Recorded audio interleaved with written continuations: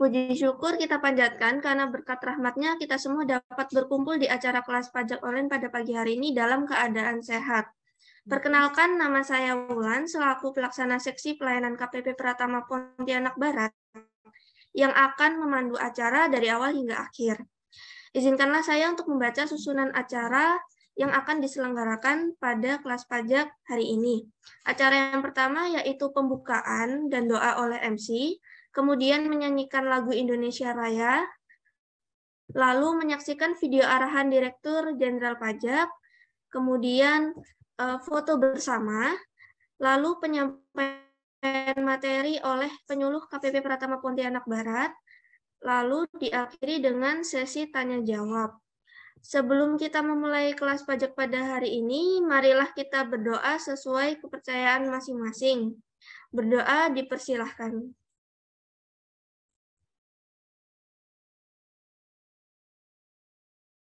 Selesai. Selanjutnya yaitu menyanyikan lagu Indonesia Raya. Kepada para peserta kelas pajak online dipersilakan untuk menyesuaikan posisi di tempat masing-masing.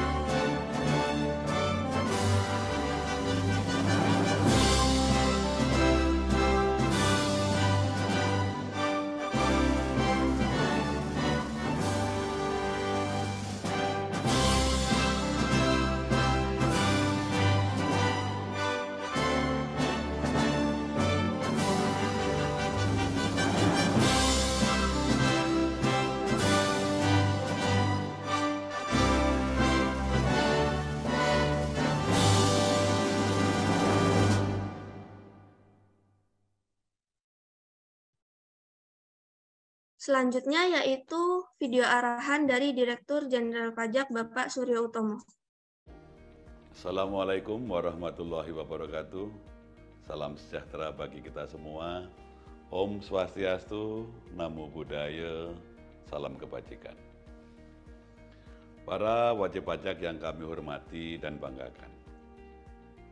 Saat ini Direktorat Jenderal Pajak sedang melakukan perubahan sesuai dengan arah reformasi birokrasi aparatur sipil negara yang berfokus pada peningkatan pelayanan dan kepercayaan publik melalui kinerja instansi yang berintegritas, akuntabel, profesional, dan berorientasi pelayanan.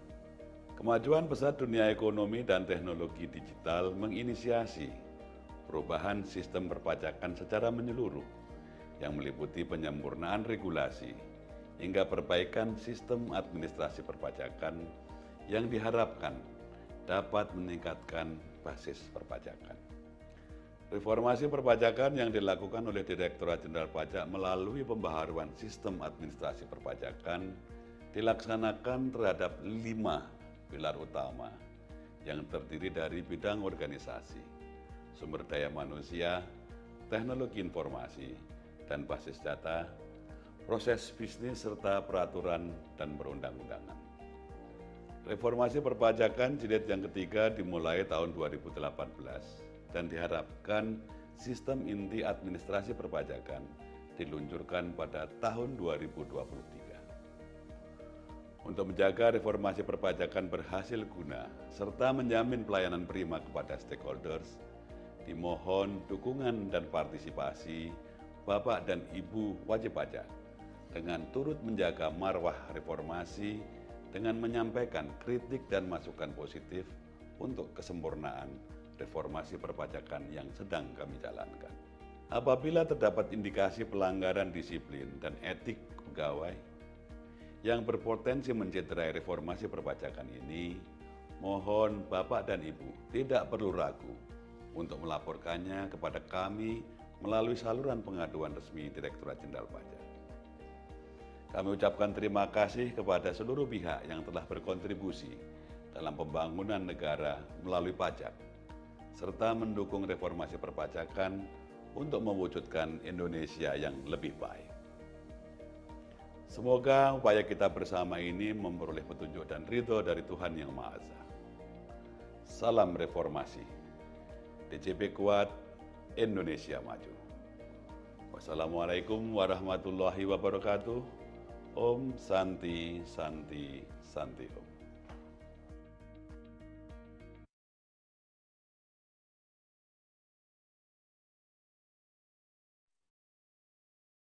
Kemudian kita akan melakukan foto bersama untuk dokumentasi. Kepada Bapak Ibu dimohon untuk menyalakan kameranya ya.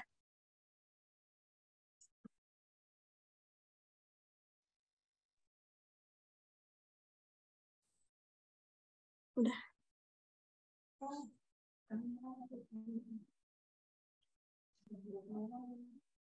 Satu, dua, empat, lima, enam, tujuh.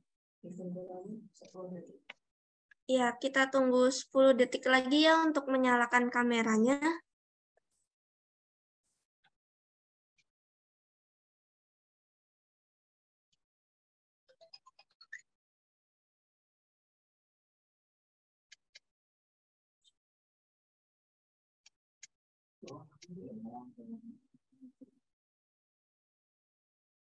Udah, ya. Ini kita hitung ya Bapak Ibu untuk fotonya, untuk di screenshot. 1, 2, 3. Oke, terima kasih Bapak Ibu. Selanjutnya kita masuk ke inti acara, yaitu penyampaian materi oleh fungsional penyuluh pajak KPP Pratama Pontianak Barat, Ibu Kristi Linaria. Namun sebelum kita memasuki acara, izinkan saya menyampaikan beberapa hal. Setelah sesi penyampaian materi, jika nanti ada pertanyaan yang ingin disampaikan oleh Bapak Ibu, bisa dituliskan di kolom chat, atau apabila ingin bertanya langsung, bisa mengklik tombol raise hand. Jangan lupa untuk Bapak Ibu mengisi link daftar hadir ya Pak, Bu. Ya, langsung saja. Silakan kepada Ibu Kristi Linaria untuk menyampaikan materi. Terima kasih Kak Ulan atas kesempatan diberikan. Selamat pagi Bapak Ibu semua. Terima kasih sudah hadir dalam kelas pajak kami. Pada hari ini kami akan membahas mengenai pelaporan SPT tahunan, tapi ini khusus untuk UMKM. Jadi kan karena ada sedikit perubahan dengan yang tahun lalu, sehingga pada pagi ini kami akan menjelaskan jenis perubahannya apa. Saya sih berharap hari ini bisa langsung praktek. Jadi saya berharap Bapak Ibu sudah punya laptopnya. Tapi kalaupun memang tidak, materinya bisa Bapak Ibu unduh di link yang nanti akan diberikan. Sehingga materinya bisa Bapak Ibu lihat. Perbedaannya nggak terlalu banyak kok. Saya izin share screen dulu.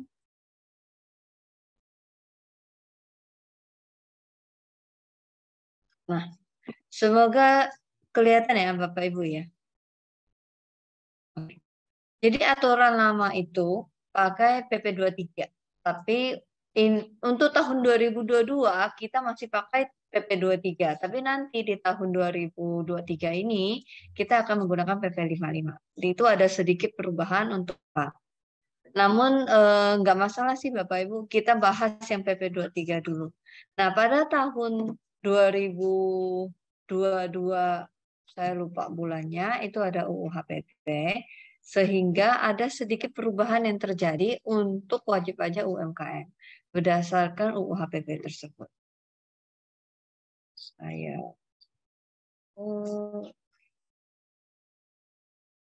Untuk UMKM sendiri itu adalah wajib pajak yang memiliki usaha dengan peredaran bruto tertentu dan tidak dipungut oleh pihak lain.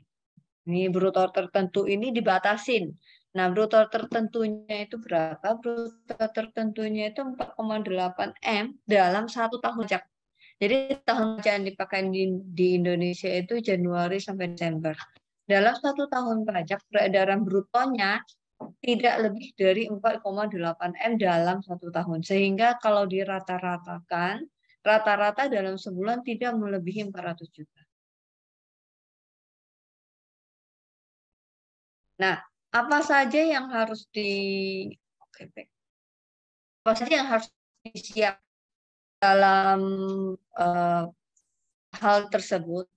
Karena pajak kita bersifat self-assessment, sehingga peredaran brutonya itu sifatnya itu omset. Jadi dicatat saja untuk Bapak Ibu yang wajib pajak yang termasuk UMKM dengan peredaran bruto tertentu yang nilainya 4,8 M, tidak melebihi 4,8 M, dan jenis usahanya itu adalah misalnya penjualan jasa maupun barang, dan sifatnya menetap di satu tempat, boleh menggunakan aturan yang ini. Namun, bagi Bapak Ibu yang misalnya jenisnya karyawan, sales, dokter gigi, atau yang sifatnya lebih ke keahlian, itu nggak bisa. Tidak bisa menggunakan aturan ini. Jadi memang dibedakan ya Bapak Ibu ya, aturan ini dipakai untuk apa dan yang lain untuk apa. Nanti itu beda lagi. Itu namanya pekerjaan bebas untuk yang sales, kemudian dokter gigi, yang sifatnya keahlian, pengacara, notaris, itu namanya menggunakan pekerjaan bebas nanti istilah. Nah, kalau yang saya bahas hari ini itu khusus untuk yang UMKM yang sifatnya buka toko, buka jasa, bengkel juga termasuk, kemudian yang memiliki satu tempat khusus untuk berjualan lah intinya.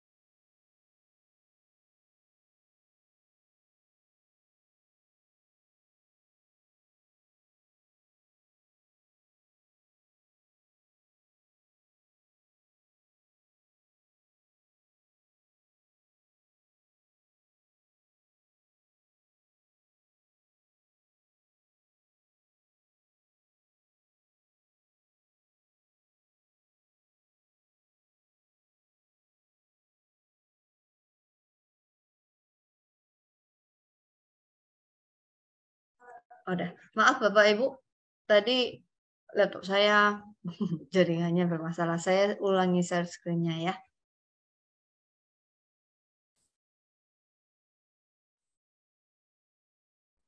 Nah,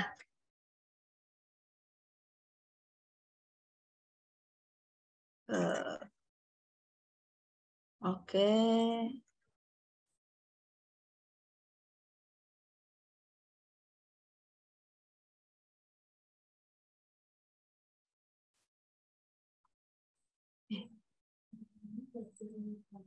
Dari Melan aja.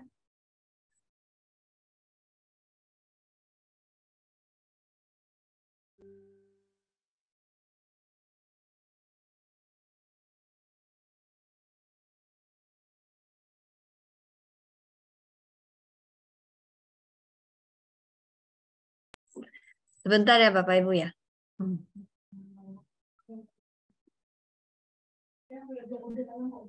Oke, nah ini kan tadi peredaran brutonya ya. Next ke daftar harta.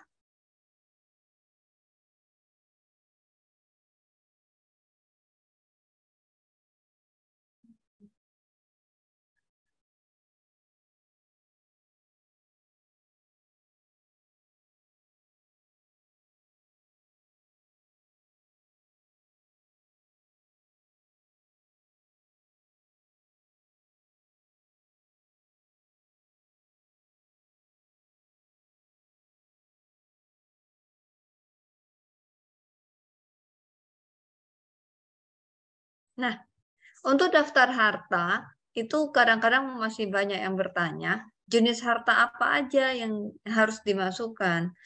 Sekarang gini Bapak Ibu, sekarang kan udah zaman digital. Semua itu kita pasti rata-rata menggunakan rekening, menggunakan yang namanya pinjaman atau KPR, atau menggunakan semuanya lewat eh, lewat bank lah ya. Nah, itu semua sebenarnya sudah tercatat. Dan itu nantinya akan disinkronisasi dengan data yang Bapak Ibu masukkan. Jadi, saran saya, semua yang tercatat secara digital, lebih baik Bapak Ibu masukkan. Rekening tabungan, KPR, pinjaman, rumah, sepeda motor, mobil. Kalau perlu perhiasan juga Bapak Ibu masukkan. Karena itu selain daripada rekodnya Bapak Ibu juga membantu Bapak Ibu untuk mencatat penghasilan Bapak Ibu dan mencatat harta-harta yang Bapak Ibu punya. Nah, untuk harta yang Bapak Ibu punya ini nanti itu kan jika ada perubahan dalam 1 tahun pajak, maka itu akan berubah. Namun jika tidak ada perubahan yang tidak masalah Bapak Ibu, tahun depan jika Bapak Ibu pakai form dia akan otomatis muncul. Itu akan mempermudah Bapak Ibu. Oh iya, aku masih ada ini nilainya segitu. Itu kan lebih apa ya istilahnya? Lebih mempermudah Bapak Ibu untuk pencatatan. Nah, untuk hutang biasanya juga tanya, kalau saya masih hutang KPR, apakah itu harus dimasukkan? Ya, harus. KPR ini dimasukkan ke dalam daftar hutang dan dimasukkan ke dalam daftar harta. Karena itu sudah menjadi milik Bapak Ibu meskipun Bapak Ibu berhutang dalam sifatnya KPR. Jadi dimasukkan ke dalam 2 kolom harta dan hutang. Sama juga untuk motor, mobil, semua juga sama. Tapi apabila harta Bapak Ibu misalnya pakai nama Bapak Ibu dipakai oleh keluarga, adik, kemudian anak misalnya. Tapi selama itu adalah nama Bapak Ibu atau suami istrinya Bapak Ibu sendiri, itu juga tetap dimasukkan. Karena secara administrasi tercatat itu nama sesuai dengan dokumen. Nah, itu sesuai dengan dokumen yang ada. Tapi untuk beberapa hal, misalnya untuk tanah dan bangunan yang masih belum diganti nama, itu bisa Bapak Ibu masukkan ke dalam Bapak Ibu dengan kondisi sudah ada akta jual beli atau misalnya kwitansi. Karena itu sudah sah secara hukum, cuma belum diproses balik nama misalnya ya. Nah, saya lanjut ke nama anggota keluarga. Nama anggota keluarga di sini itu sesuai dengan kakak.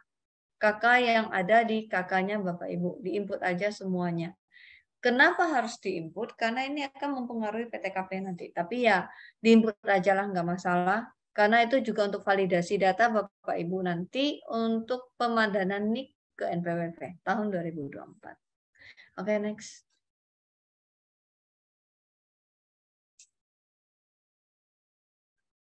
Nah, tadi itu kan teorinya apa-apa yang harus disiapkan. Daftar omset sama harta hutang dan KK.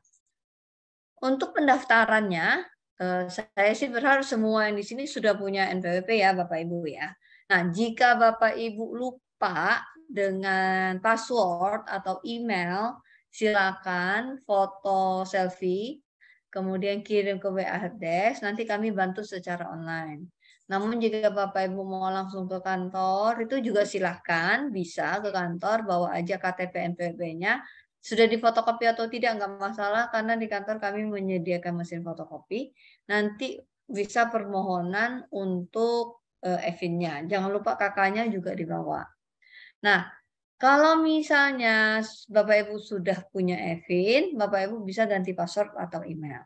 Tapi kalau misalnya Bapak Ibu sudah ingat password atau emailnya, ya udah EVIN-nya nggak ada juga nggak apa-apa. Jadi EVIN itu hanya untuk kode unik per NPWP. Jadi per NPWP kode uniknya beda, namanya EVIN. Itu untuk mengganti password dan mengganti email. Jadi sebagai salah satu kunci lah supaya tidak semua orang dengan gampangnya mengganti password atau email. Next. Nah, loginnya di mana? Di DJP Online.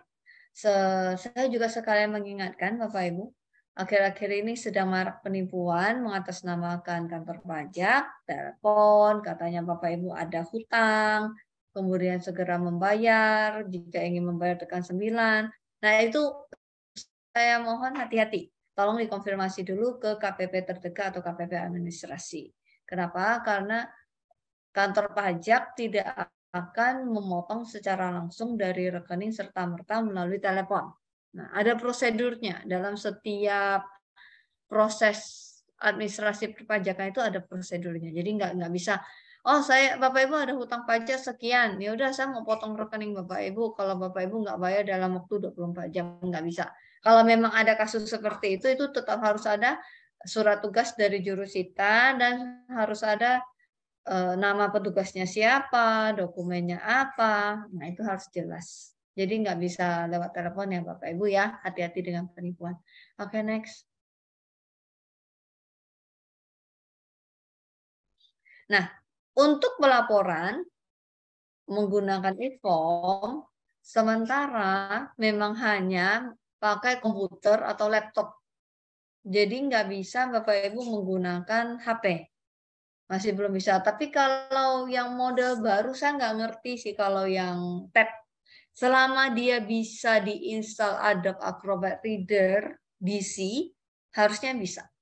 Tapi kalau misalnya dia nggak bisa membaca Adobe Acrobat Reader DC, berarti nggak bisa. Karena formnya harus dibuka menggunakan Adobe Acrobat Reader DC. Itu harus Pak. Nggak bisa yang lain gitu. Supaya kenapa? Dia kan sifatnya membaca dan mengedit. Jadi ketika Bapak Ibu buka formnya itu sama dengan kertas yang dipakai secara digital. Jadi komputerisasi. Bentuknya persis kertas cuma bisa diinput. Itu aja bedanya. Jadi lebih user friendly, lebih gampang untuk diisi dan dilihat. Oke, next. Kita lihat bentuknya seperti apa. Nah, ketika Bapak Ibu pertama kali login ke DJP Online, kalau misalnya kebuka pajak.go.id, masuk aja ke bagian login aja dulu. Next. Nah, ini loginnya djponline.pajak.go.id. Masukkan NPWP, masukkan password, masukkan kode captcha-nya. Nanti otomatis Bapak Ibu masuk.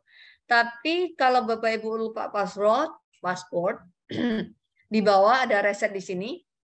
Nanti akan muncul satu layar berbeda yang harus ada kode EVIN. Nah, di sana Bapak Ibu ganti.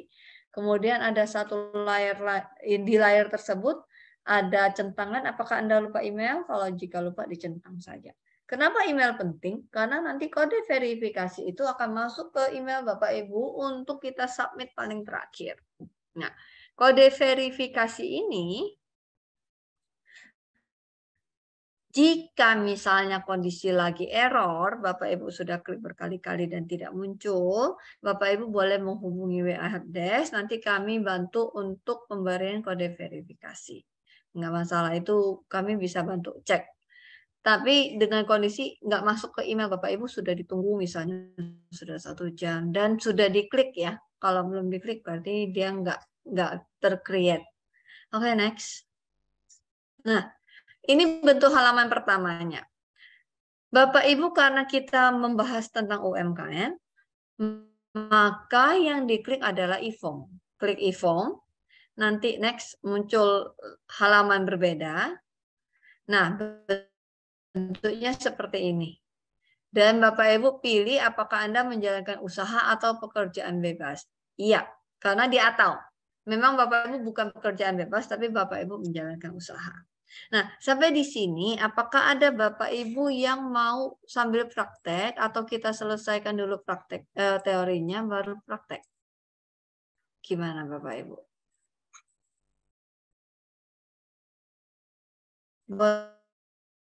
Boleh tulis di kolom chat atau misalnya kalau nggak ada atau raise hand sambil praktek aja ya.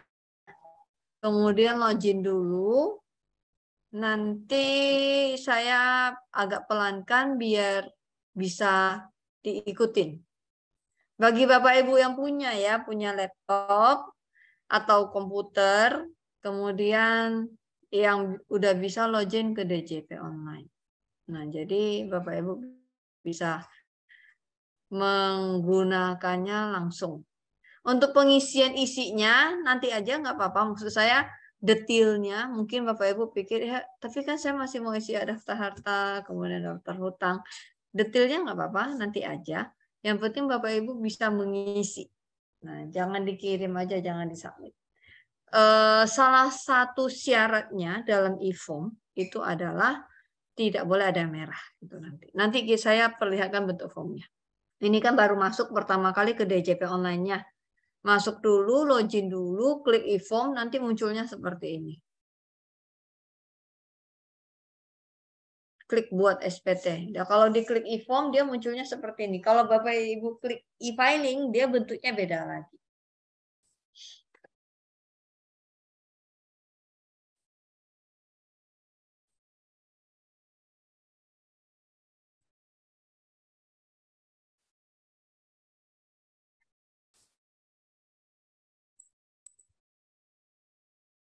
Oke, Bapak Ibu boleh raise hand kalau misalnya saya kecepatan atau gimana, atau ketik aja di kolom chat, nanti saya pelankan lagi biar bisa kalau ada yang mau nyoba silakan. Ya, saya pelankan biar mudeng gitu loh Bapak Ibu. Kalau memang misalnya kadang-kadang ini kalau nggak praktek bingung.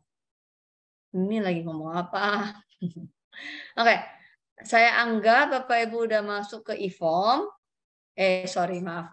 Saya anggap Bapak Ibu udah masuk ke DJP online, sudah diklik e-form-nya, kemudian klik cari yang buat SPT, kemudian masukkan ke formulir SPT, pilih ya, menjalankan usaha atau pekerjaan bebas. Karena dia akan muncul langsung 1770.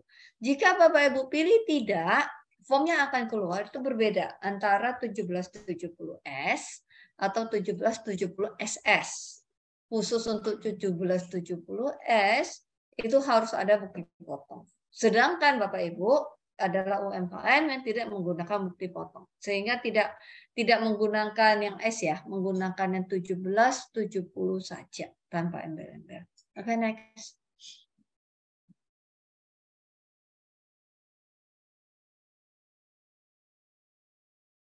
Nah, pilih tahun pajaknya, terserah Bapak Ibu mau pilih tahun pajak berapa yang belum dilapor. Tapi tahun pajak ini harus sesuai dengan tahun pelaporan Bapak Ibu. Jadi kalau dalam administrasi perpajakan, kita itu ngirim per tahun jenis hartanya. Jadi contoh, Bapak Ibu beli motor tahun 2019. Anggaplah Bapak Ibu belum pernah lapor ya. 2019. Habis itu 2021 Bapak Ibu jual. Berarti kondisi motor tersebut 2019 ada di daftar harta, 21-nya hilang. Bapak Ibu hapus, hapus. Tapi pelaporannya ya per tahun. 2019 satu kali, 2020 satu kali, 2021 kali, 2021 satu kali, 2022 satu kali. Minimal satu kali. Kalau misalnya Bapak Ibu terjadi kesalahan pembuatan, misalnya, saya salah masukin omset nih kayaknya, kok pembayarannya beda. Silakan dilakukan pembetulan. itu enggak masalah. Pembetulan boleh dilakukan berapa kali pun, terserah Bapak Ibu, sampai terjadi pemeriksaan. Jadi apabila ada pemeriksaan dari kantor pajak oleh fungsional pemeriksa, itu tidak dapat dilakukan pembetulan lagi. Jadi sebelum terjadi pemeriksaan, ya silakan Bapak Ibu betulkan. Yang penting pelaporan pertamanya jangan telat. Jika pelaporan pertama telat, untuk batas waktu wajib pajak orang pribadi itu 31 Maret untuk setiap tahunnya. Berarti untuk tahun 2022 itu adalah 31 Maret. Untuk tahun 2019 adalah 31 Maret 2020. Jadi kalau Bapak Ibu lapor sekarang yang 2019, ya ada kemungkinan denda 100.000. Kenapa saya bilang kemungkinan? Denda dibayar apabila sudah keluar surat denda. Jadi misalnya Bapak tahu, ya udahlah nggak apa-apa, saya lapor aja 2019. Lapor tak, lalu Bapak Ibu datang, saya telah nih, saya mau bayar denda. Belum bisa sampai surat dendanya keluar. Kalau surat dendanya keluar, Bapak Ibu bayar. Kalau surat dendanya belum keluar, ya belum dibayar. Itu aja. Nah, untuk pertama kali lapor namanya status normal. Untuk nanti yang ketika Bapak Ibu melaporkan pembetulan, ya berarti sama semua. Pembetulan 1, 2, 3, 4, dan seterusnya. Oke, next, kirim permintaan. Nah, setelah kirim permintaan, akan ada form yang terunduh. Form tersebut adalah .xfdl, kemudian akan ada email yang masuk ke email Bapak Ibu. Nah, jadi ada dua yang akan terjadi ketika Bapak klik unduh. Form itu akan terunduh, email itu akan masuk ke email Bapak Ibu. Nah, email ini fungsinya adalah namanya kode verifikasi untuk penjagaan yang menyatakan bahwa benar ini Bapak Ibu yang melaporkan sendiri. Next.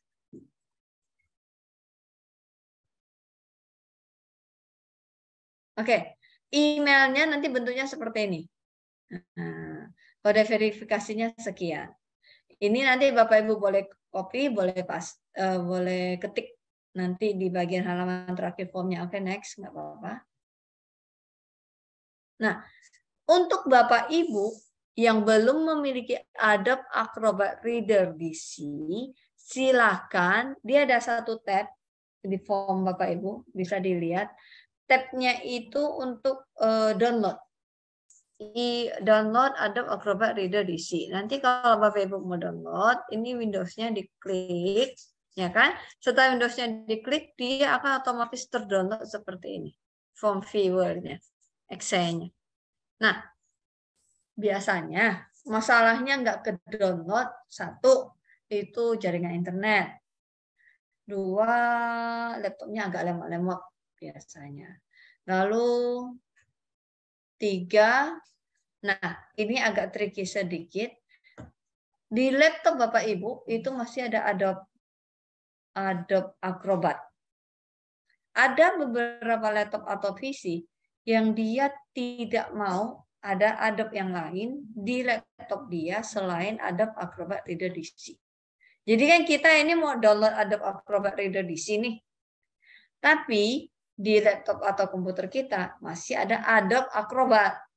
Saran saya, Adobe Acrobat-nya di-delete, ya, di-uninstall dulu, baru kita jalankan Adobe Acrobat Reader DC Excel-nya. Nanti setelah download, ini bentuknya nih. Download-nya ada dua. Ini kalau diklik ya, diklik muncul Form Viewers 82 Win and Excel. Itu harus di-download. Nah, yang baru ini, kalau saya nggak salah ingat, ketika dia di-download, dia itu akan muncul beberapa pilihan. Pilih aja bahasa Inggris, kemudian Windows-nya, jenis Windows Bapak berapa, kemudian pilih yang selain 64 bit. Udah itu aja. Nanti tinggal di-download. Oke, coba next. Muncul enggak ya? Nah, setelah Bapak Ibu download Excel-nya, itu diklik 2 kali, dijalankan. Nah, kalau dijalankan cuma tinggal next aja. Oke, next. Next. Nah, ini perintah install. Setelah selesai install itu tidak akan terjadi apapun di laptop Bapak Ibu. Tapi tergantung laptopnya. Ada yang tiba-tiba muncul pop-up baru, ada yang enggak, tapi biasanya enggak. Nah, cara pemakaiannya bagaimana? Oke, next. Tadi itu kan ada file ini, XFDL. Nah, file inilah adalah e-form Bapak Ibu. Maksudnya formulir secara elektroniknya Bapak Ibu adalah ini. Cara membukanya jangan diklik 2 kali. Kenapa? Kalau Bapak Ibu klik 2 kali, dia tidak membaca. Karena biasanya ya, ini dibaca sebagai PDF. Kalau dia filenya, tapi yang baru kayaknya filenya PDF deh. PDF ya? Oh iya, sorry, ini belum saya ganti. File yang baru itu PDF. .pdf. Jadi sehingga dia membacanya itu file PDF. Kalau dia bacanya file PDF, itu bisa dibuka pakai G, bisa dibuka pakai beberapa aplikasi lain selain Adobe, Nitro juga bisa. Maka dari itu nggak boleh klik 2 kali. Kalau klik 2 kali karena dia file PDF, dia membaca menggunakan aplikasi defaultnya PC atau komputer Bapak Ibu. Caranya adalah klik kanan, open with Adobe Acrobat Reader DC. Harus diklik kanan di open with. Jadi kita membaca. Tapi ketika Bapak Ibu klik kanan open with Adobe Acrobat Reader tidak ada, berarti belum terinstall Adobe-nya. Oke, coba next. Nah, kalau bisa dibuka, ini bentuknya. Pencatatan, proses perekaman harta. Bentuknya sama persis dengan kalau Bapak Ibu pernah melihat form lama, form kertas, persis sama. Halaman pertama yang terbuka adalah daftar harta, scroll ke bawah itu daftar hutang, scroll lagi ke bawah itu adalah daftar keluarga. Untuk tahun pajaknya dia otomatis. Yang perlu saya ingatkan adalah ini, diklik pencatatannya. Kemudian untuk nama NPWP itu otomatis dan di bagian keterangan. Jadi untuk e-form salah satu syaratnya adalah dia tidak boleh ada kolom yang merah. Semua harus diisi. Kalau misalnya Bapak Ibu bingung, loh saya mau isi apa? Pokoknya saya punya uang tunai 50.000, tapi saya mau isi apa? Di strip aja nggak apa-apa. Pengisian di bagian kolom keterangan itu sebenarnya untuk mempermudah Bapak Ibu sendiri. Contoh misalnya Bapak Ibu punya beberapa tanah kosong. Namanya tanah kosong kan pasti minimal ada SKT atau SHM atau alamat, ya kan? Nah, itu biasanya diisi di bagian keterangan. Jadi Bapak Ibu bisa tahu, oh ya saya kemarin ada 5 ini udah masuk semua, mana yang belum, nah gitulah kira-kira sih Bapak Ibu. Oke, next. Daftar hutang dan daftar harta. Nah, yang terakhir anggota keluarga. Khusus untuk daftar harta, saya keingat untuk yang nilainya liquid, contoh uang tunai, tabungan, yang nilainya berubah-ubah setiap tahun, yang diinput di dalam di sana adalah nilai terakhir per akhir tahun pajak tahun tersebut. Contoh, ini kan lapor 2019. Berarti nilai saldo rekening terakhir per 31 Desember 2019. Karena ini tadi laporan 2019. Nah, itu diinput. Tapi untuk tanah, bangunan, tanah kosong, yang sifatnya penyusutan atau yang sifatnya tetap tidak berubah, itu nilainya harga perolehan, harga Bapak Ibu beli. Contoh, saya punya tanah kosong yang saya beli 20 tahun lalu seharga 1 juta. Wah, tanahnya gede banget. Misalnya, saya tetap masukin, nggak apa-apa. Tapi tahun perolehannya 2010 misalnya. Baru saya ngurus sekarang, ya nggak apa-apa. Bapak Ibu masukin aja. Oke, next. Nah, ini agak tricky. Di sini Bapak Ibu, khusus UMKM pada tahun 2022 Yang omsetnya di bawah 500 juta tidak membayar pajak. Nah, yang omsetnya di bawah 500 juta tidak bayar pajak, Bapak Ibu. Kenapa? Karena untuk mempermudah masyarakat sehingga golongan kecil dan menengah tidak terlalu berat.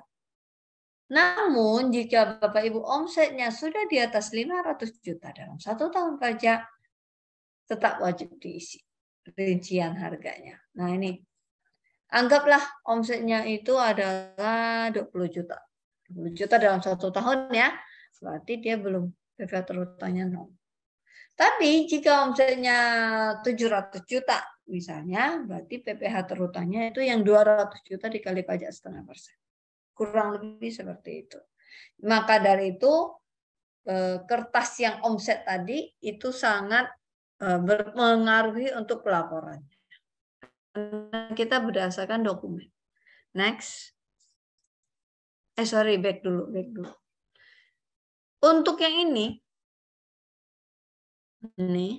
jangan dicentang.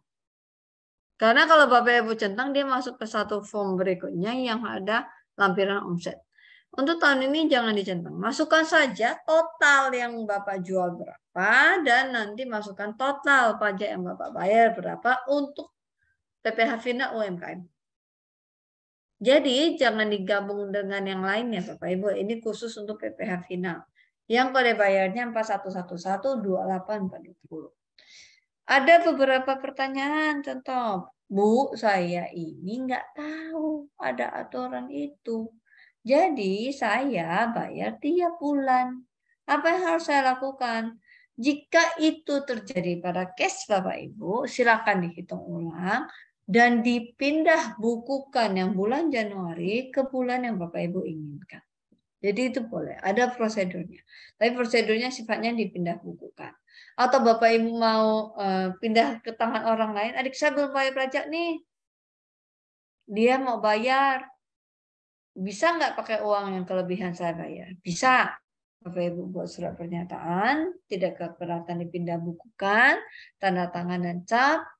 Maaf kalau ada cap, tanda tangan fotokopi KTP, kasihkan ke adik Bapak. Misal ya, misal. Maaf, ini isi formulir pemindah bukuan, kemudian diserahkan ke KPP.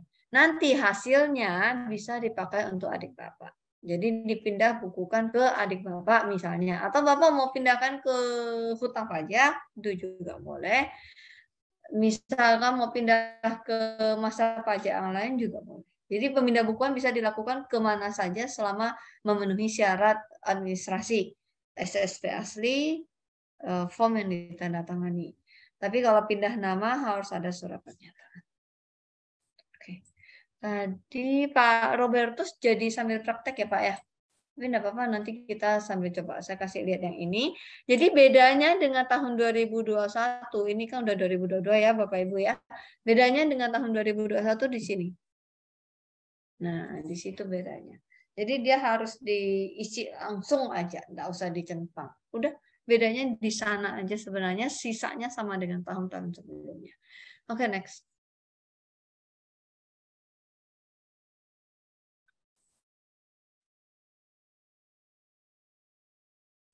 Nah, untuk kolom yang ini, jika Bapak Ibu ada di atas 500 juta, dicentang aja. Nanti dia akan muncul kolom baru, nanti itu diisi. Nah, saya ingatkan di kolom di tabel 1773 itu ada beberapa. Ada dividen, ada honorarium, ada penghasilan. Nah, itu semua ada pengalihan tanah dan bangunan. Itu semua apabila Bapak Ibu memang pada tahun tersebut ada menerima penghasilan seperti itu, silakan diinput di kolom. Ya. Itu bedanya sih. Bukan bedanya, banyak yang nggak tahu sebenarnya. Misalnya saya ada jual tanah nih, kan Bapak Ibu membayarkan penghasilannya, maka dari itu diinput ke sini. Oke, next.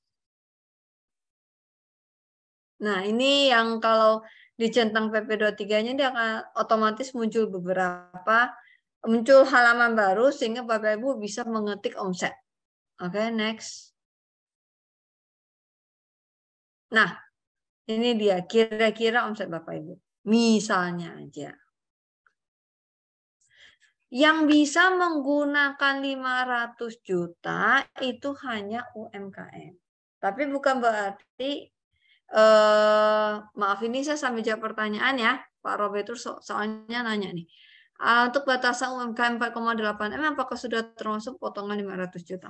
Jadi gimana ya ngomongnya? 500 juta ini bagian dari 4,8 M, bukan dipotong lagi. Pokoknya maksimal omsetnya tidak lebih dari 4,8 M, boleh pakai potongan ini. Jadi potongan ini turunannya. Oke ya, semoga Pak Robertus ngerti. Saya lanjut dulu. Oke, next. Nah, jika sudah, formnya di selanjutnya aja. Next. Nah, nanti dia muncul kayak gini. Selanjutnya, diklik aja selanjutnya. Nah, di halaman depan sudah hampir selesai. Masukkan nomor telepon, kemudian di sini pilih. Pilih Bapak Ibu, pilih kawin, tidak kawin, berapa anak. Kan ada juga yang tidak kawin, tapi tidak kawin dalam arti sudah cerai, kemudian menjadi kepala keluarga, kemudian dia menanggung anaknya, berarti disebut tidak kawin. Tapi maksimal tanggungan hanya di K3. Saat kawin dengan kondisi 3 anak. Ya. Oke. Yang di halaman yang ini, di bagian bawah itu harus ada diisi tanggal. Jika tanggalnya nggak diisi, dia akan nggak bisa muncul, dia akan error, ada chatbook error nanti. Oke, next. Nah, di sini ada kolom tanggal ya, Bapak Ibu, itu harus diisi. Nah, ini next aja. Nah, kita sudah sampai di halaman terakhir. Di sini, nih, unggah. Itu adalah daftar omset yang sudah Bapak Ibu buat dan tanda tangani, diunggah ke sini. Sebagai salah satu bukti berapa sih ini omset Bapak Ibu? Apakah dia lebih atau kurang dari 500 juta? Kemudian yang di kolom kedua itu adalah ini. Kode verifikasi yang tadi masuk ke email. Nah, sudah selesai Bapak Ibu. Sehingga disubmit, selesai laporan pajaknya. Oke, coba next. Nah, submit. Setelah Bapak submit, ada pengecekan di emailnya. Nanti emailnya otomatis muncul. Bapak Ibu sudah melapor pajak. Oke, ada pertanyaan. Maaf Bu, bagaimana kalau saya bayar 0,5% dan hitungan total omset langsung dikali 0,5%? Gini, Pak Kim Iyu ya, atau Bu Kim Iyu. Untuk pembayaran PPh final 0,5% itu total dalam 1 bulan. Jadi 1 bulan ini berapa? Bayar. 1 bulan depan berapa? Bayar. Tapi karena pada tahun 2022 ada relaksasi untuk pajak, untuk keringanan, Bapak Ibu jumlahkan saja. Bulan pertama 200 juta. Bulan kedua 100 juta. Bulan ketiga 100 juta. Belum ya, masih 400. Bulan keempat 200 juta. Yang seharusnya kan di bulan keempat 200 juta kali 0,5% bayar. Tiap bulannya berapa kali 0,5% bayar. Tapi karena ini belum mencapai, hanya di bulan keempat dia mencapai, 600 juta Bapak Ibu kurangi 500 juta dulu, baru sisanya dikali pajak. Sisanya berarti 100 juta Bapak Ibu kali pajak 0,5%, yang Bapak bayar hanya di bulan masa April, bayar di Mei, 100 juta dikali 0,5%. Itu yang Bapak Ibu bayar, 50.000. Semoga mengerti ya Pak Kim Iyu ya. Oke, next. Materi saya sudah. Kalau Bapak Ibu ada pertanyaan, saya buka sesi tanya jawab. Tapi kalau Bapak Ibu misalnya mau praktek sendiri, silakan dicoba. Kami ada YouTube Pajak Monti Barat, itu bisa dilihat di sana, ada banyak sekali video untuk tutorial. Dan tapi kalau Bapak Ibu merasa kesulitan mau ke KPP, akan kami asistensi. Asistensi ya Bapak Ibu ya, bantu ketikkan. Nanti Bapak Ibu yang tetap Bapak Ibu yang bertanggung jawab. Yang penting bisa masuk ke DJP online-nya. Bedanya di sana aja di kolom 3 nomor 16 ya tadi, 14. Untuk pengisian bedanya di tahun 2022 dengan 2021, 2020, 2019. Itu agak berbeda. Apakah aturan 500 juta masih berlaku untuk tahun 2023? Tetap berlaku. Kita lihat nanti di tahun 2024. Yang pasti 2023 tetap berlaku. Itu sih. Oh boleh, silakan. Pak Kim ya. Ya. Di Halo. mic-nya di itu aja. Iya. Halo, tes. Halo. Halo.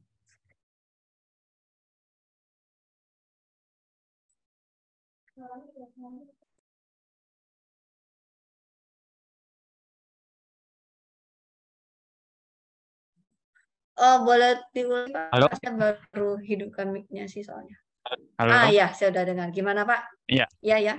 Jadi begini Bu.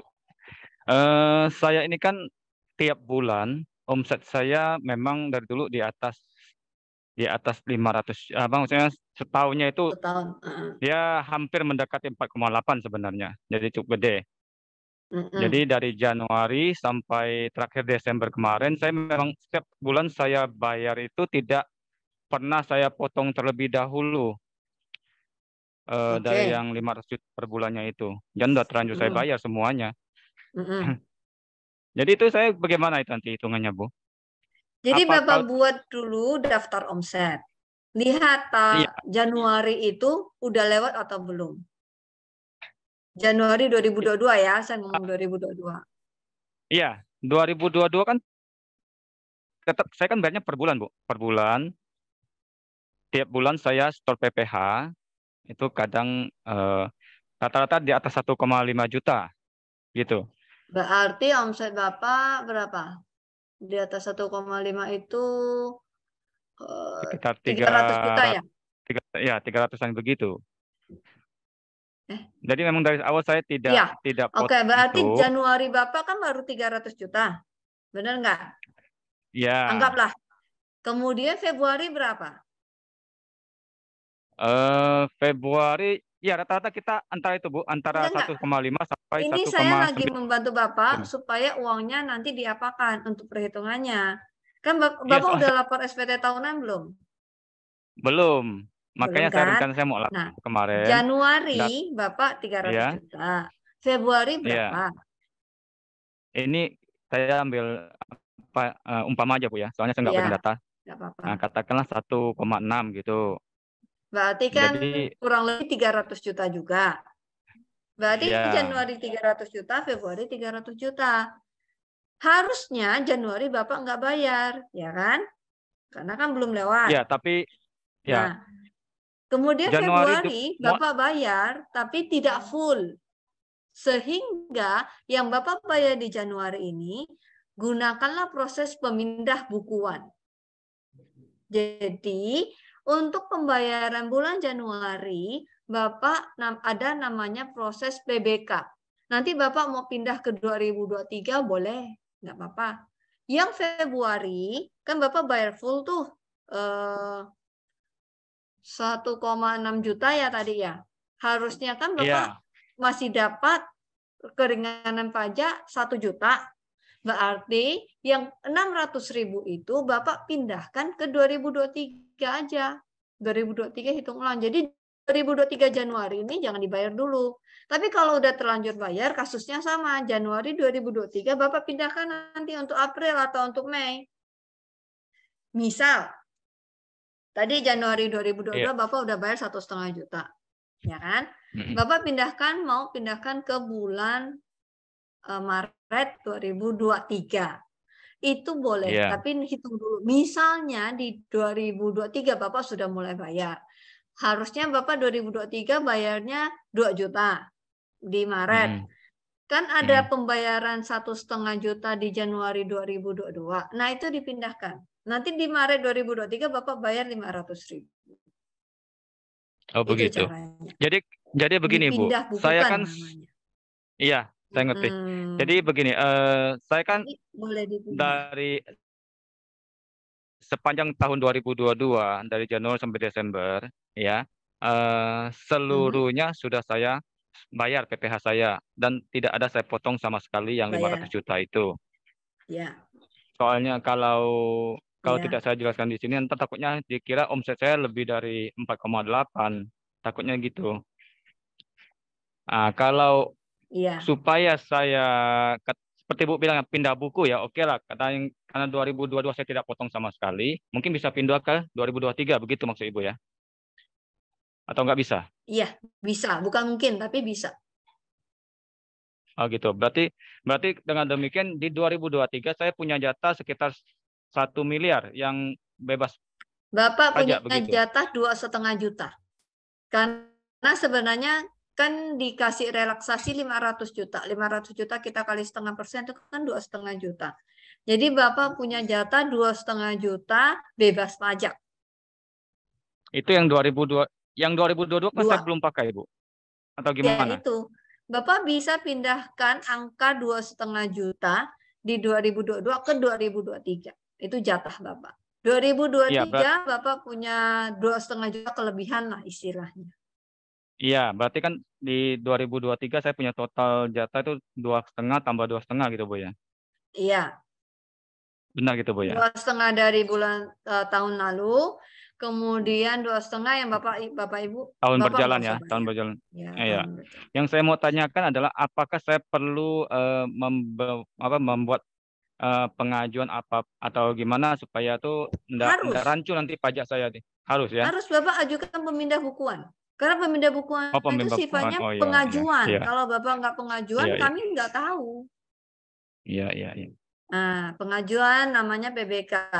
PBK bisa dilakukan online kalau Bapak Ibu sudah punya sertifikat elektronik. Jadi diklik aja di depan komputernya. Itu bisa. Tapi kalau Bapak Ibu kesulitan, boleh ke loket nanti diajarin online. Tapi kalau Bapak Ibu merasa udahlah saya mau manual aja, silakan ambil formulir aja di KPP, kemudian bawa bukti bayar asli, sudah nanti kami bantu di sini. Boleh. Maaf Bu, saya tanya satu lagi ya. Kalau seandainya saya tidak mengajukan pindah buku, apakah nanti akan dipermasalahkan angka saya itu? Nanti dianggap Bapak punya kelebihan omset 500 juta. Oh begitu. Baik kalau begitu Bu. Iya. Berarti saya mesti pindah buku dulu, baru lapor SPT kalau begitu Bu ya? Bu ya? Sambil jalan nggak apa-apa. Tapi Oh gitu. Kalau pindah buku di SPT Bapak jangan dicantumkan omset yang 500 juta. Jadi karena kami lihatnya di sana. Jadi omset Bapak gini, omset Bapak misalnya 4M. Iya. Misal ya. Kan iya. 4M kalau kali 0,5% kan Bapak bayar itu 20 juta. Iya benar. Tapi sebenarnya 4M itu kan bayar pajaknya hanya 17.500.000. Jadi pajak yang Bapak tulis 17.500.000 gitu. Nanti yang 2,5 juta Bapak pindahkan sambil jalan boleh. Pindahkan gitu. Nanti maksudnya nanti kan Bapak belum tahu omset Bapak yang 2023 nih. Nah, pindahkan nanti enggak apa-apa. Yang penting di laporannya Bapak tulis aja, oh ya ini omset saya 4M, saya bayar 17,5 juta. Ya kan? Tapi yang kenyataan yang Bapak bayar kan 20 juta. Nanti kami lihat di sana, oh bisa dipindah bukukan. Gitu. Oh gitu. Untuk mengajukan pindah buku itu apa kita perlu melampirkan syaratnya apa gitu? Bukti bayar asli. Bukti bayar asli aja ya? Ya, bukti bayar asli dan isi formulir. Kalau Bapak nggak mau manual, online aja boleh. Iya. Satu lagi Bu, maaf ya saya tanya lagi. Untuk Januari 2023 kan saya sudah bayar PPh-nya. Nah, itu dipindah bukukan juga. Dan saya belum potong yang itu. Jadi untuk dipotong ke Februari boleh ya Bu? Boleh. Tergantung Boleh, nggak Februari masalah Bapak ya. sudah lewat apa belum. Kalau sudah lewat berarti yang Januari Bapak kasih ke Februari, Februari jangan dibayar. Februari gitu. dihitung. Lewatnya berapa, bayar Iya. yang sisanya. Iya. Oke. Mm-mm. Oke. Makasih Bu ya. Oke. Ya, sama-sama. Gimana Bapak Ibu? Ada lagi yang mau bertanya? Ini kan sekalian mungkin Bapak Ibu tahu juga kasus yang sama, misalnya. Oh, saya juga ternyata gitu ceritanya, misalnya ya. Oh, ternyata saya juga banyak kasus seperti ini. Tapi untuk proses pemindah bukuan itu boleh kapan aja. Sebenarnya boleh kapan aja karena itu adalah hak Bapak Ibu. Bapak Ibu mau pindahkan dia ke pembayaran denda juga silakan. Saya belum ada yang saya bayar pajaknya, ya udah saya nggak mau pindahkan dulu, ya nggak apa-apa. Jangan lewat 5 tahun aja. Kalau udah lewat 5 tahun, takutnya itu sudah daluarsa pajak nggak bisa di PBK.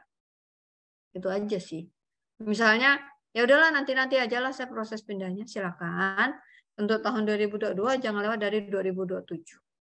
Karena nanti takutnya secara sistemnya nggak mau. Karena memang ada daluarsa pajak. Ya kalau memang Bapak Ibu merasa sayang saya mau pindahin ya silakan pindahin nggak apa-apa. Itu hak ya Bapak Ibu ya sifatnya hak. Tapi karena apapun yang Bapak Ibu tulis di SPT itu adalah dianggap benar. Kalau memang misalnya Bapak Ibu kayak kasusnya Pak Kimiyu tadi 4M, kemudian Bapak Ibu bayar 20 juta, tapi sebenarnya cukup bayar 17,5 juta. Ya udah tulis saja 17,5 juta di SPT-nya. Nanti yang 2,5 juta pindahkan kapan-kapan nggak apa-apa, boleh. Kan yang Bapak Ibu tulis omset itu kan pernyataan yang sebenarnya. Tapi kalau Bapak Ibu tulis pembayaran 20 juta, kalau di gross up itu kan jadi berapa? Tambah 2,5, 4,5 M kan jadinya. Bukan 4 M gitu. Itu maksud saya. Ada kolom C. Nah, jika kondisinya ternyata omset Bapak Ibu sudah lewat 4,8 M, gimana? Satu, Bapak Ibu tidak boleh menggunakan syarat UMKM. Contoh, tahun 2022 omset itu sudah 4,9 M. Tahun 2023 Bapak Ibu tidak boleh menggunakan 0,5%. Itu yang pertama. Yang kedua, Bapak Ibu wajib menjadi PKP, pengusaha kena pajak. Itu wajib. Saran saya, dan yang ketiga itu menggunakan pembukuan atau norma. Itu wajib. Kalau udah di atas 4,8 harus menggunakan pembukuan. Dia menggunakan pembukuan, perhitungannya berbeda. Perhitungannya itu adalah dari pembukuan itu kan nanti ada omset, biaya, gaji, listrik, air, bla bla bla bla bla bla bla, dapatlah bersih. Dari bersih itu kalikan pajak. Nah, itu yang perhitungannya, bedanya di sana. Dari bersih kurangi PTKP. Dari kurangi PTKP dapatlah nilai pajak yang terhutang seharusnya dibayar. Persentasenya adalah 5%, 15%, 25%, 30%, dan 35%. Jadi presentasinya itu progresif. Tergantung dari nilai penghasilan kena pajaknya berapa. 0 sampai 60, 5%. Kemudian 60 sampai 250 juta itu 15%. 250 juta sampai 500 juta itu 30%. Di atas 250 juta sampai 500 juta itu 25%. 500 juta sampai 5 miliar itu 30%. Di atas penghasilan bersih 5 miliar itu 35%. Tapi saran saya kalau Bapak Ibu memang mau gede, usahanya udah gede, jadikan CV aja atau PT. Karena pajak CV atau PT prinsipnya sama dari pembukuan nilai bersih, kali pajak 11% dan 22%. Nah, jadi kalau CV apa PT itu pajaknya beda dengan pajak perorangan. Karena pajak perorangan itu memang ada tarif progresifnya. Tapi untuk tarif progresif PT badan, PT atau CV itu hanya 11% sama 22%. Itu adalah aturannya. Tapi kalau gimana jalankan bisnisnya, Bapak Ibu silakan tentukan sendiri, nggak masalah. Karena dua-duanya boleh, dua-duanya benar gitu, nggak ada yang salah. Hanya saja ketika di atas 4,8 M harus PKP. Ini PKP-nya jangan lupa, karena PKP ini kadang suka kelewat sama wajib pajak. Nah, benar Bu Amini. Kalau udah di atas, contoh ya, bulan Oktober omset 4,6 M. Total, Januari sampai Oktober 2022.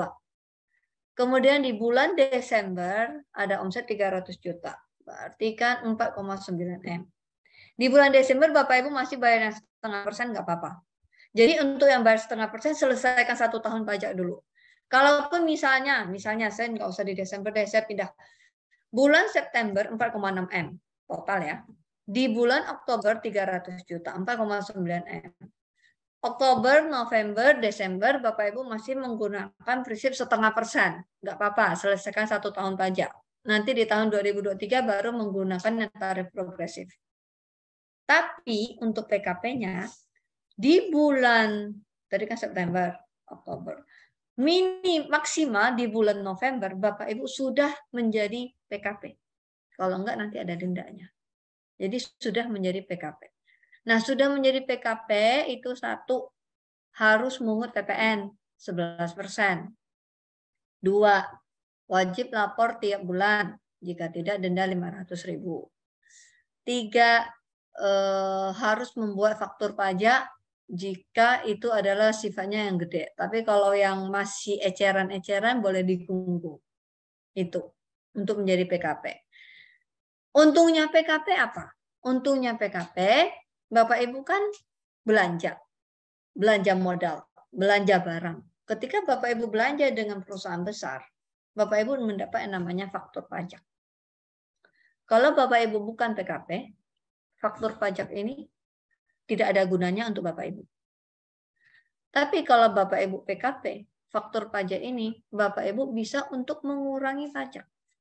Jadi saya PKP nih, saya punya faktur pajak, saya tarik pajak 11%. Dikurangkan dulu pajak keluaran yang saya tarik itu, dikurangi pajak masukan yang saya dapat. Itulah yang Bapak bayar tiap bulan. Nah, jadi untuk biayanya bisa lebih murah. Kita bisa memanfaatkan pajak masukan yang kita terima. Kurang lebih seperti itu Bu Amini. Jadi PKP itu juga ada untungnya karena mengurangi biaya. Biaya kita kan jadi lebih gede dan itu bisa diperhitungkan untuk pengurang pajak. Meskipun yang 11% itu kan bukan Bapak Ibu yang bayar ya. Harusnya 11% jualan itu penjual yang membayar. Sama seperti Bapak Ibu belanja kan Bapak Ibu yang bayar pajak 11%. Nah, kurang lebih seperti itu. Gimana Bu? Ada pertanyaan lagi?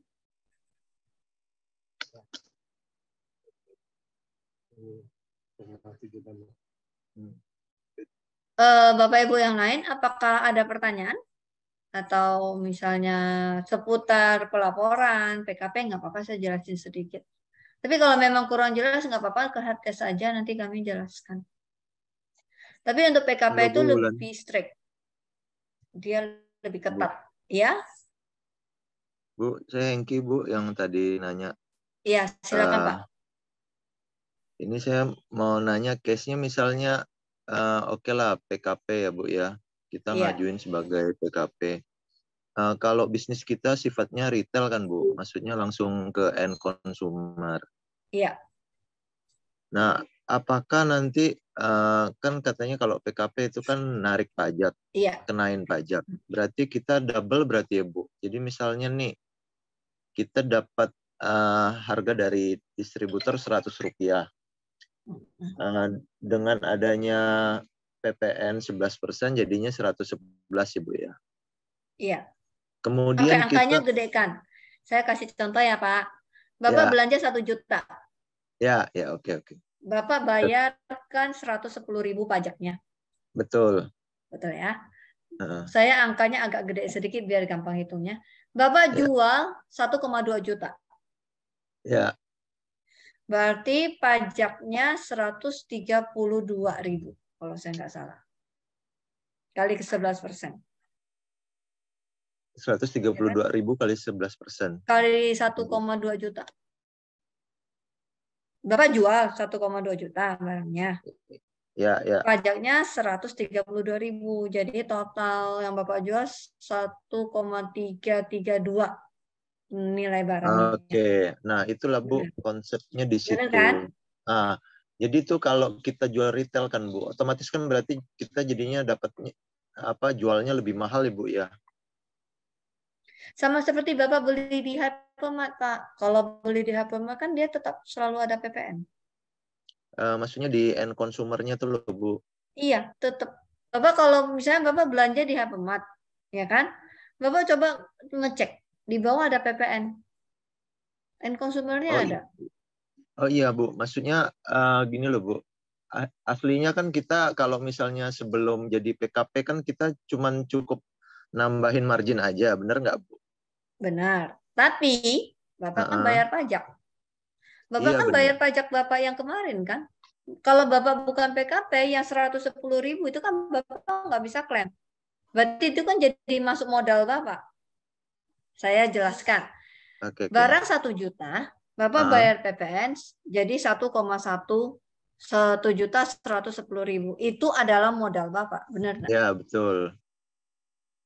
Modal Bapak 1.110.000 kan? Saya jual 1,2 juta, untung saya sekitar ya 80.000 lebih lah. Iya, betul. Nah, tapi kalau Bapak PKP, Bapak yang 110.000 kan bisa diklaim. Berarti modal Bapak 1 juta dong, bukan 1.110.000. Oh, begitu. Berarti saya kan? Juga bisa tetap jualnya tetap 1,2, Bu. Boleh, Bapak jual 1,2. Katakan Bapak jual enggak 1,2 juta deh, 1,180 deh misalnya. Coba kalikan dengan pajaknya berapa? Ditambah 11%. Kan masih sekitar 1,2. Untung Bapak kan masih kurang lebih. Oh, begitu. Ya kan? Ya, ini sebenarnya memang kita kurang ngerti sih, Bu. Maksudnya konsep beralih ke misalnya PKP-nya. ke PKP gitu. Karena kan kita mikirnya, waduh ntar nanti nambah lagi nih. Maksudnya kita mesti ngenain lagi 11% lagi dari harga perolehan dari distributor gitu. Karena Bapak lupa. Bapak kan punya 11% juga dari distributor yang bisa Bapak mau klaim. Itu kan untungnya Bapak jadinya. Oke. Itu nanti dalam laporan pajaknya gimana tuh, Bu? Kita harus ada prosesnya juga ya berarti ya, Pak? Bu? Untuk PKP, dia terpisah. Beda. Jadi dia ada namanya ISPT PPN. Web faktur menggunakan PPN.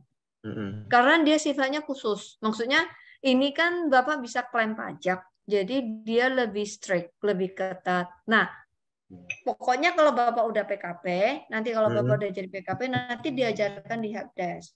Gimana sih cara ngeklaimnya?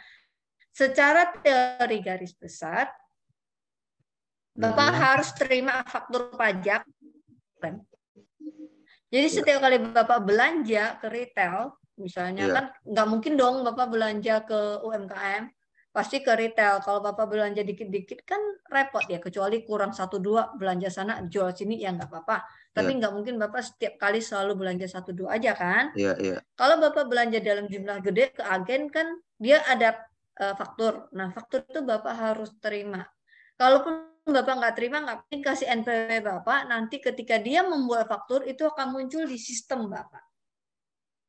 Sistemnya terpisah dengan DJP online. Ada sistem tersendiri. Makanya saran saya, sebenarnya PKP itu menguntungkan. Dia tidak merugikan kok.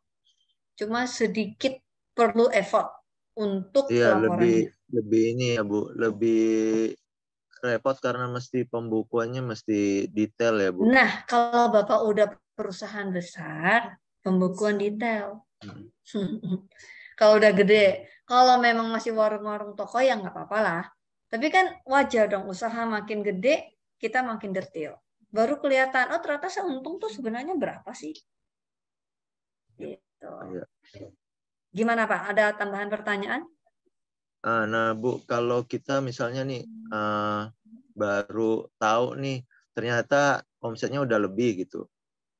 Terus kan sementara udah Januari ini, Februari udah tanggal 16. Berarti kan harusnya kan peralihannya kita udah mesti ngikutin. OP ya Pak? Iya. Jadinya Saya kan masih tetap sarankan pakai CV atau badan. Kenapa? Karena itu pajaknya lebih murah. Tapi kalau Bapak mau tetap pakai OP, karena OP kan ada PTKP. Jadi ada sedikit perbedaan di nilai pajak OP sama badan, itu adalah di PTKP. Enggak sih Bu. Kalau maksud di saya orang gini, Bu. pribadi, ketika Bapak PKP, maksudnya misalnya kita mau pindah ke badan. Gimana? Kan telat nih, maksudnya udah tanggal 16 iya. Kan. Ini kan pasti kena denda nih ya Bu ya. Kalau kita baru taunya pas ternyata direkap udah lebih dari 4,8 M. Terus kita mau buat PT gitu ya misalnya Bu. Kan ada proses dalam pembuatan PT. Ya udah, dan gini itu aja. Waktunya lewat tuh Bu. Kan Bapak buat PT perlu proses. Perlu waktu betul. Kan, maksud Bapak kan. Nggak bisa hari ini selesai gitu kan. Iya, betul. Saran Bu. Saya sambil jalan Bapak PKP. PKP itu prosesnya berapa hari ulang? 5 ya? PKP ya. Dari dia. Nah, untuk PKP Bapak ajukan sekarang. Nanti akan ada yang survei dalam 14 hari. Dalam 10 hari kerja, 2 minggu, berarti dalam 10 hari kerja, nanti dalam 10 hari kerja Bapak sudah bisa dikukuhkan menjadi PKP. Nah, ketika Bapak sudah dikukuhkan menjadi PKP, Bapak sudah bisa running PKP-nya. Saran saya PKP dulu, sambil Bapak jalankan PT atau CV-nya. Ketika PT atau CV-nya sudah jadi, sudah bisa running, PKP ini dicabut, minta pencabutan. Cabut PKP-nya. Pindahkan ke PT atau CV. Oke.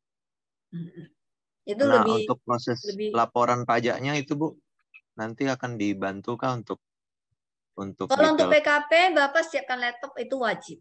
Karena nanti akan sebenarnya sih PC boleh sih Pak. Cuma masalahnya PC kalau ada masalah apa-apa Bapak nggak bisa bawa ke kantor, agak repot. Iya, betul. Nah, kami sih selalu sarankan laptop. Jadi ketika Bapak kesulitan, silakan ke kantor, kami bantu. Jadi dalam proses 14 hari itu nanti ada yang survei. Setelah selesai survei, Bapak wajib ke kantor untuk proses aplikasinya, proses gimana belajarnya itu ke kantor. Oke. Gitu. Baik Bu. Makasih Bu sarannya. Iya, sama-sama. Tadi ada pertanyaan dari Bu Amini ya. Ada case OP yang usahanya jasa angkutan, tapi usahanya itu nggak pakai CV. Nah, jika OP tersebut dapat buku dari lawan transaksi, untuk pelaporannya bagaimana? Sedangkan harus setor 0,5%, tapi dipotong. Nah, ini tadi saya lupa nih, kasih tahu. Untuk Bapak Ibu yang mendapatkan bukti potong, itu bisa diklaim di SPT-nya. Tadi ada halamannya mendapat bukti potong. Dan seharusnya untuk OP yang mendapat bukti potong, nama bukti potongnya adalah PPh pasal 21. Seharusnya. Tapi entah gimana, masih banyak wajib pajak lawan transaksi yang memotong menggunakan PPh pasal 22 atau 23. Itu nggak boleh. 22 atau 23 itu hanya untuk badan, bukan untuk orang pribadi. Tapi nggak apa-apa. Yang sudah terjadi, Bapak Ibu bisa klaim di SPT. Yang untuk kedepannya, kalau bacanya bukti potong 21, minta ganti. Kalau dibaca bukti potong 23, minta ganti 21. Dan untuk UMKM, itu ada suratnya. Suratnya Bapak Ibu cetak di DJP online.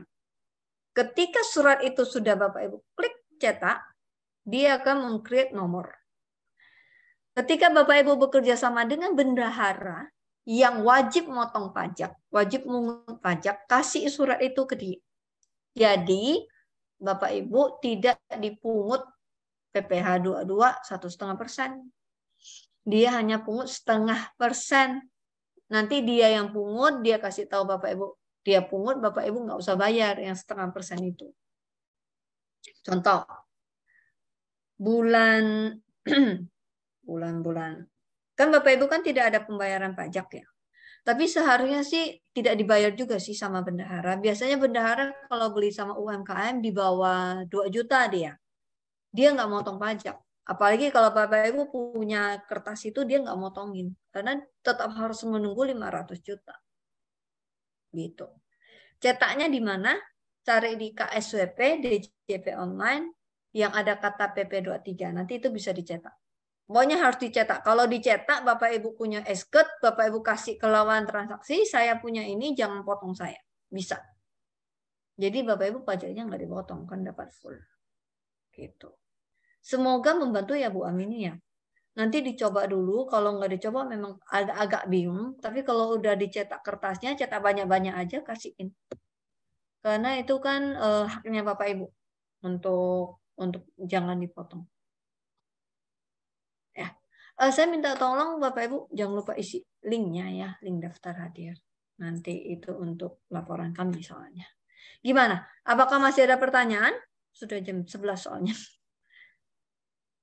Kami ada WA helpdesk. Saya sebutkan aja nomornya. Kalau bisa tolong ditampilkan.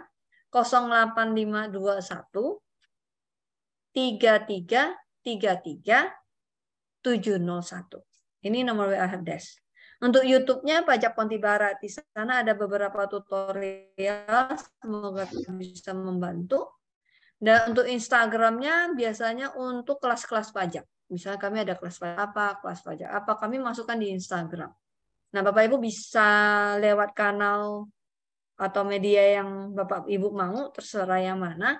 WA helpdesk kami pasti balas, hanya saja mungkin ngantri, karena kadang-kadang yang WA banyak, jadi kami harus balas satu-satu. Tapi semoga pasti dibalas sih, pasti dibalas. Nah, kayaknya kalau tidak ada pertanyaan lagi, sampai di sini dulu penyuluhan hari ini. Saya kembalikan ke MC dan terima kasih ya Bapak Ibu ya sudah hadir di kelas pajak. Semoga kita ketemu di kesempatan berikutnya. Baik, terima kasih Ibu Kristi Linaria. Mengingatkan kembali kepada Bapak Ibu untuk mengisi link daftar hadir yang di bit.ly/daftar hadir kelas pajak 701. Kemudian mengisi post-test dan evaluasi kegiatan kelas pajak untuk evaluasi kami. bit.ly/post-test strip kuesioner 701. Ini kita kasih waktu 1 menit untuk pengisian linknya ya.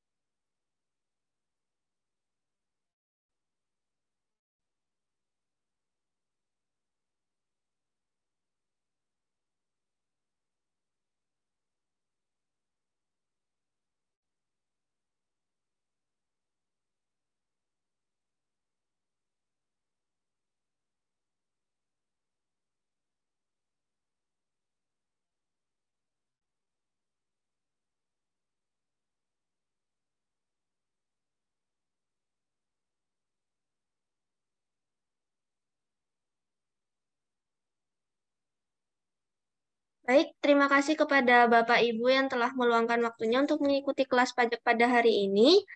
Semoga kelas pajak ini dapat bermanfaat bagi Bapak Ibu sekalian. Kami selaku penyelenggaraan memohon maaf apabila terdapat kesalahan pada kelas pajak kali ini. Tetap jaga kesehatan, selamat beraktivitas kembali. Terima kasih dan sampai jumpa.